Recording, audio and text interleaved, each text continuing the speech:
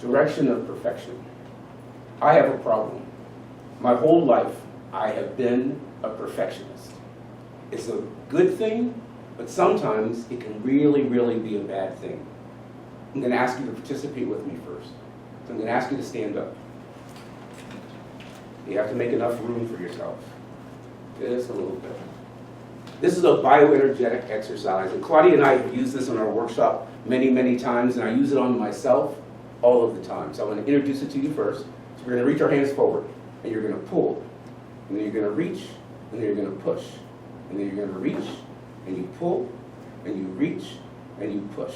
So you go, get off my back, get off my back. Now you have to say it. Get off my back, like you mean it. Get off my back. Two more. Get off my back. One more. Get off my back. And you can just relax.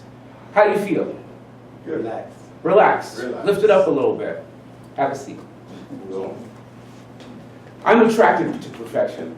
I always try to move my life in the direction of perfection. The root of my perfection started when I was a little kid. My name is Carl Joseph Powell III. My father was Carl Joseph Powell Jr., and he had expectations of me. He wanted me to be a football player. He wanted me to be mean and hard. And I came out and I wanted to be artsy, and I wanted to paint, and I wanted to dance, and I wanted to exercise, and he didn't like that at all.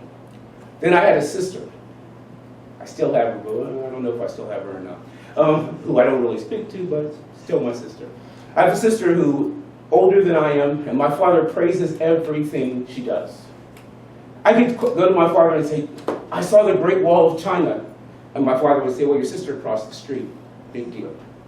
So I always was compared to my sister.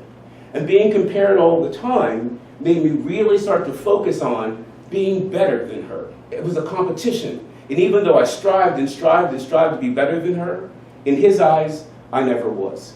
So with that, I became my own worst critic.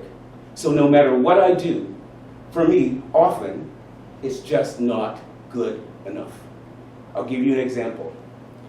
Two weekends ago at the Ritz I gave a speech. I walked into the room, and immediately I gave my power away. I walked in, the podium was over here. There was a table over here. There was a projector that was projecting slides from the last presenter's presentation. And I walked in and I thought, okay, I can handle this. So instead of asking them, could you turn off the light? Could you bring the podium to the middle where I feel comfortable? I decided that I would change for the situation. And it became a domino effect. The girl came in, she put on my microphone, she forgot to turn my microphone on, and she left.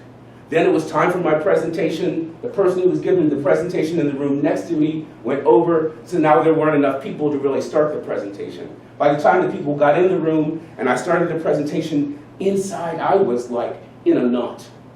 So I stood up and I left my notes over here and I forgot 10%, maybe 20% of my presentation altogether. I gave the presentation. It seemed like the people enjoyed it, and I went home and I cried. I was so upset with myself. Why didn't you do this? Why didn't you do that? Well, I can't do that enough times. So I put the video camera to the side. I can't watch it. I sat there all night and I just toiled over it. I let it permeate my spirit. It just was so deep inside of me. I woke up, my stomach was hurting, I wasn't feeling good. It took me till about 3 o'clock in the afternoon on Sunday. Finally, I picked it up, I put it on, watched it, and it wasn't nearly as bad as I had imagined. But for almost 24 hours, I allowed myself to be on my own back. When you are striving for perfection, and I think all people who want to be successful or are moving in that direction of success, we want to be perfect in what we do. But what we have to remember is when in that, you can become your own worst enemy. So when you catch yourself feeling that way, feeling like, I just didn't do it well. I have Jan van Zandt is one of my very favorite poets. and she has a MP3 of all spoken word. And my favorite one, I'm going to read to you.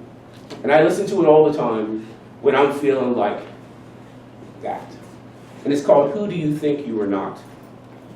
Who do you think you are not? Do you not think that you are the joy and light of the world, your world? Do you not think that you are the one that you have been waiting for? The one who will show up in all of your glory and offer to you all that you could possibly need or want or desire? Just who do you think you are not? Are you not the one who has been there for you, holding you up, pushing you on, encouraging you, applauding you? Who did that for you, if not you? Who was there when you cried and ached and believed in the depths of your being that you could not, you simply would not make it through another day? You said, oh yes I will. And you gave whatever was needed, whenever it was needed, to get you back on track.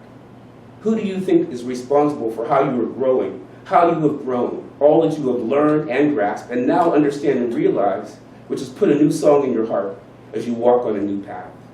Just who do you think you are not? And why isn't being who you are as a child of God good enough for you, if it's good enough for God? And I listen to that. And every time I do, I breathe. I want to encourage you to strive for perfection. Move in the direction of perfection, but don't allow it to permeate your spirit.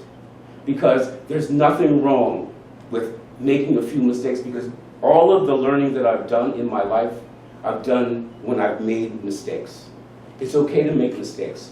Keep moving in the direction of perfection. You'll be fine. Thank you.